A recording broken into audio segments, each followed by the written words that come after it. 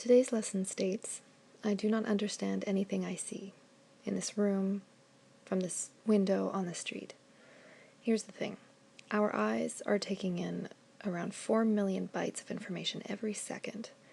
Our other senses are taking in vast amounts of data every single moment. All of this information is sorted and processed and interpreted by different parts of the brain.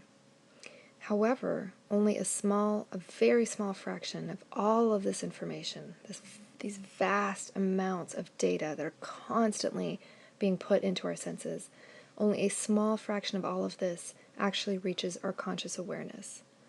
So even if we were to stare at one object or one person, the thing is, our consciousness does not linger long enough anywhere to truly understand anything.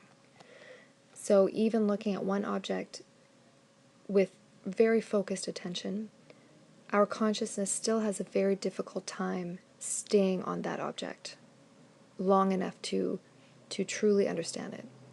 And in any case, even if it was able to do that, everything we see with our physical eyes or sense with our other physical senses, all of these things are made up of something we cannot see. For example, energy.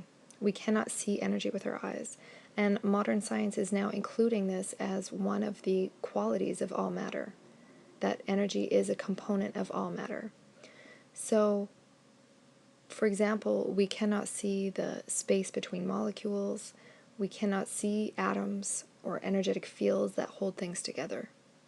So how can we say that we understand anything we see? We do not. Truly understanding another human is an even further stretch. Even the most seasoned expert in the field of neuroscience or psychology or psychiatry can never, ever say that they can actually see, feel, or sense the thoughts of another human being. And even less so, the thoughts of another person simultaneously as that person is thinking it.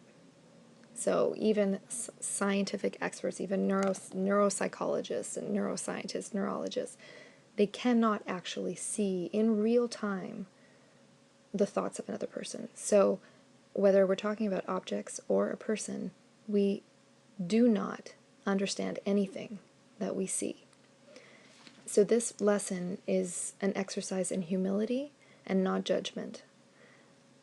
When we realize we do not truly understand anything or anyone that we see, we have less authority to judge it because we don't understand every component that makes up what it is.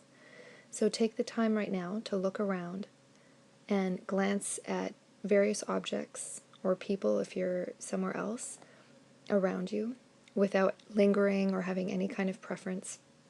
Just having your eyes jump from object to object while you are saying the sentence, I do not understand anything I see in this room. So that's it for today. The next lesson will be coming up, and we will talk a little bit more about non-judgmental perception.